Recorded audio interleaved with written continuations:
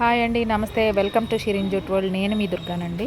ఈరోజు చేయబోయే షార్ట్ ఏంటంటే, నేను ఈ నర్సరీలోనేనండి తైవాన్ జామ మొక్క అనేది తీసుకొస్తే కానీ ఇది పెట్టిన తర్వాత మనకి ఎలా అయితే నర్సరీలో చెప్తారో ఈవెన్ 6 మంత్స్కే మీకు కాప్ అనేది రావటం జరుగుతుందండి అనేసి, అలాగే ఈ మొక్క నేను పెట్టిన దగ్గర నుంచి కూడా నాకు కాపు అయితే రావటం జరిగిందండి. చక్కగా కాయ ఒక్కొక్కటి ఇంతింత అవుతుంది.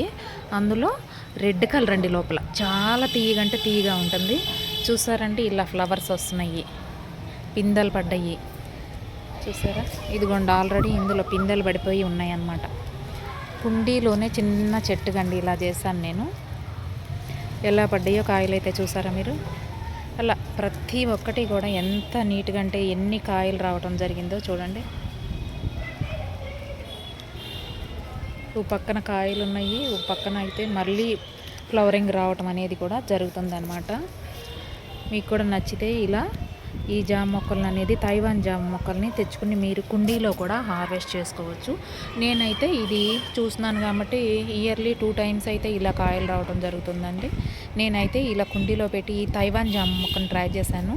మీకు కూడా నచ్చితే కనుక తెచ్చుకొని మీరు కూడా ఇలా హార్వెస్ట్ చేసుకోండి.